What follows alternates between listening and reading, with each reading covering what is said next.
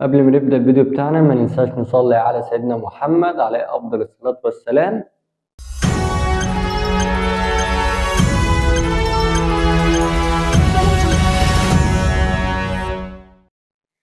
طبعا النادي الأهلي خلاص خسر بطولة الدوري، خارج السياق. النادي الأهلي بره اللعبة، النادي الأهلي بره المنافسة على بطولة الدوري بعد فوز الزمالك على سموحة وبعد تعادل بيراميدز مع سيراميكا. كده الأهلي 50 بونت وبيراميدز 51، الزمالك 53 وفاضل جولة واحدة ب3 بونت، فكده المنافسة بين الزمالك وبيراميدز والنادي الأهلي تماما خارج بطولة الدوري المصري. بس احنا محتاجين إعادة هيكلة في النادي الأهلي وإصلاح بعض القرارات اللي حصلت في النادي الأهلي، وهنتكلم كمان في جزئية هل حسام البدري ممكن يكون إفادة للنادي الأهلي أو لأ، كمان الصفقات اللي ممكن النادي الأهلي يقدر يجيبها. كل ده هنسمعه وهنتابعه مع بعض في خلال الحلقة.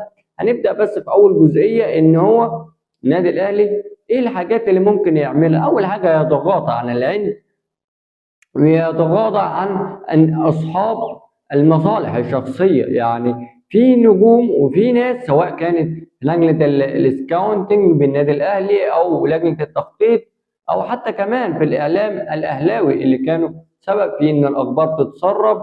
كل الكواليس دي كلها النادي الأهلي لازم يتغاضى عنها ويشوف إيه السبب، ويحاول يقفل على التيم بتاعه، ويحاول يقفل على صفقاته، يحاول يقفل على كل حاجة علشان نقدر نرجع النادي الأهلي اللي احنا عارفينه.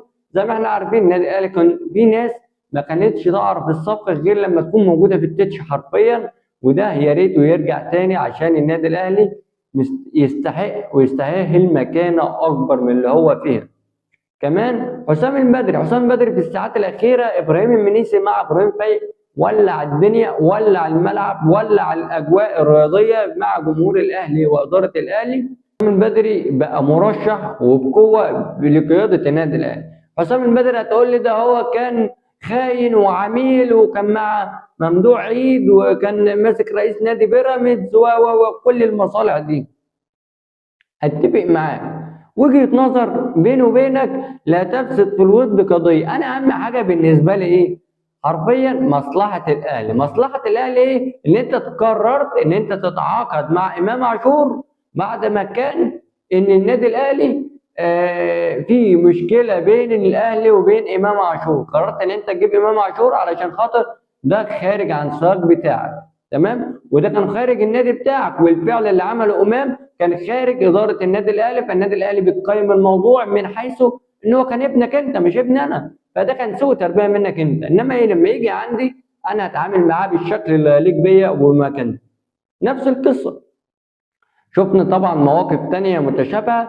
شفنا زيزو من الزمالك، شفنا اشرف بن شرقي طبعا كان واحد من احد النجوم واللي عمل اسم في الزمالك. انت قدرت ان انت تجيب النادي الاهلي، فانت بتدور حاليا في مصلحه النادي الاهلي. وانا هنا مش ببص لمصلحتي الشخصيه ولا وجهه نظر اللي مين تنتصر، وجهه نظرك انت ولا وجهه نظر انا. لا، انا بالنسبه لي انا عايز الاهلي ينتصر في الاخر، واللي عشان النادي الاهلي ينتصر في الاخر لازم نبص بالعين المجرده وبالعين الموضوعيه. اللي هو حسام بدري انت هتلعب كونفدراليه، الكونفدراليه دي مش مكاسبها كبيره، مش هتوصلك كاس عالم، مش هتوصلك انتر كونتيننتال، مش جوائزها كبيره زي دوري الابطال، وكمان المنافسه فيها مش قويه زي دوري الابطال. فانت هتجيب مدرب اجنبي على ايه؟ وان انت هتديله بالدولار، وان انت لسه هتغامر تاني، وهل هو هينجح معاك ولا لا؟ فكل الكواليس دي يا صاحبي ممكن تكون عائق على مجلس الاداره. ليه حسام البدري؟ حسام بدري نجح معاك نجاح شديد جدا، والراجل كنت بتلعب معاه كوره كويسه جدا، كنت عملت معاه ريكوردات كبيره جدا سواء في الكلين شيت سواء في العدد المباريات المتتاليه بالفوز. حسام البدري مدرب كويس جدا، فنياته ما حدش يقدر يختلف عنها الحقيقه، ولكن ممكن بعد المواقف الشخصيه لحسام البدري وانه كان في بينه وبينه اساسا بين مجلس اداره النادي الاهلي بعد رحيله في 2008 2009 بعد مباراه الاتحاد الليبي، عملت شرخ بينه وبين جمهور النادي الاهلي. ولكن النادي الاهلي مصلحته تقول للنادي الاهلي يختاروا مجلس ادارته، يختاروا احنا وراه. ولما يوم النادي الاهلي يقع هم بيتحاسبوا، واكبر دليل ان هم بيتحاسبوا السنه دي، وان ما حدش فيهم في مجلس الاداره بالكامل طلع فتح بقه ولا طلع قال حرف على جمهور النادي الاهلي، عكس انديه تانيه لما كان الجمهور بيطلع يتكلم كان بيتشتم بابوه وامه في التلفزيون علنا. فاكرين طبعا انتوا الايام دي. فالنادي الاهلي له انسياق وطابع خاص مختلف جدا عن اي نادي تاني. فمصلحه الاهلي قالت بدري موجود، احنا مع البدري قالت ان النادي الاهلي هيجيب مدرب اجنبي او مدرب مصري تاني، علي ماهر او اي اسم تاني، فاحنا مع النادي الاهلي وليس مع اشخاص. الجزئيه الثانيه الصفقات. عمرو الجزار، في اخبار طلعت انه الراجل سروب مش مقتنع بعمرو الجزار. طيب هل انت يا عم تروب انت اللي خاربها وقعدت على تلها حرفيا؟ هو انت لعبته مثلا؟ هل انت شاركت عمرو الجزار في ارضيه الملعب وقدرت ان انت تشوف عمرو الجزار مدافع كويس، او قدرت ان انت تقيمه بنيابه عن ايه؟ طب وجبته بالنيابه عن ايه برضه؟ يعني النادي ده دفع 60 مليون وعمرو الجزار علشان خاطر ان انت تيجي بعد 6 شهور تقول لا انا مش عايزه، طلعوه اعاره او مشوه. فطبعا ده كله عبث من سروب، وعارفين ان دماغه طبعا ما تفهمش حاجه في كره القدم.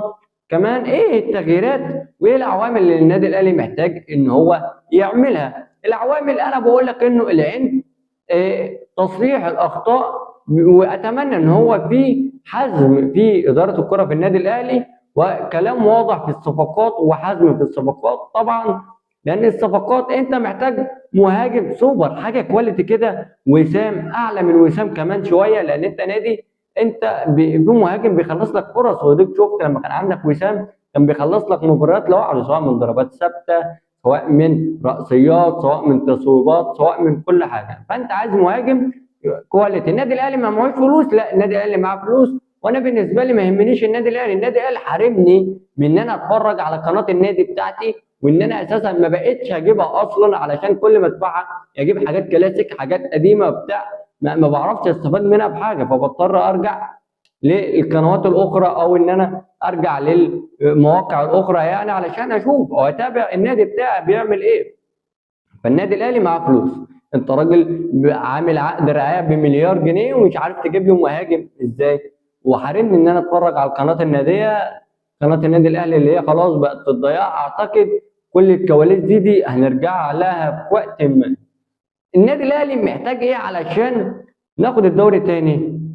هدوء نفسي تماما، نجيب مدرب يبدا مع النادي الاهلي معسكر جديد، يبدا معانا فتره اعداد جديده، يفهم اللعيبه، يتكلم مع اللعيبه نفسيا، ويقدر يقومهم بدنيا، وكمان يعرفهم الخطط اللي هم هيلعبوا بيها. ولاعيبه النادي الاهلي محدش يختلف، النهارده بيكسبوا 3 باداء كويس جدا، وعملوا كمان حاجات حلوه جدا في ارضيه الملعب. فلاعيبه النادي الاهلي هي مش محتاجه اي كلام من حد. لاعيبه النادي الاهلي طبعا اداره النادي دي حاجه انا بحييهم عليها، ان هم جابوا لعيبه كبيره، جابوا افضل لعيبه في مصر، جابوا زيزو وهو نجم الشباك في الزمالك، جابوا اشرف بن شرقي، جابوا تريزيجيه، جابوا لعيبه كبيره جدا. فما حدش يقدر يلومهم غير في جزئيه المهاجم.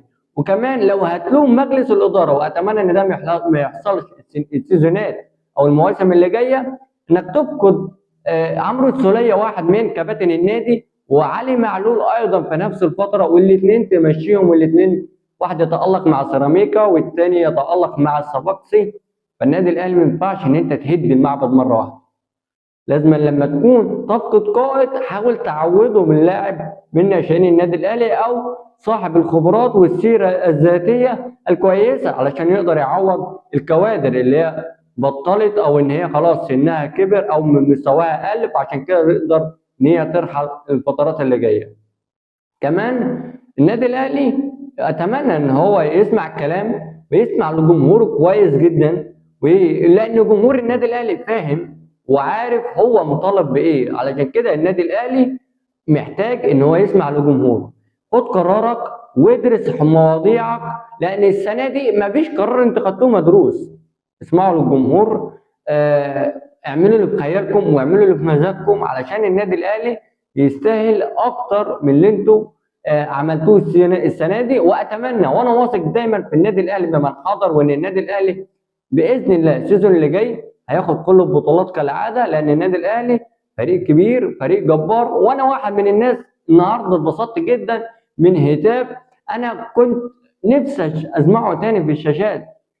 اديله ميه اديله نار، النادي الاهلي فريق جبار. انا الهتاف ده من 2008 كنت بلعب البلاي ستيشن، والهتاف ده كان موجود لما كنت بتختار تلعب فريق النادي الاهلي كنت بتسمع الهتاف ده.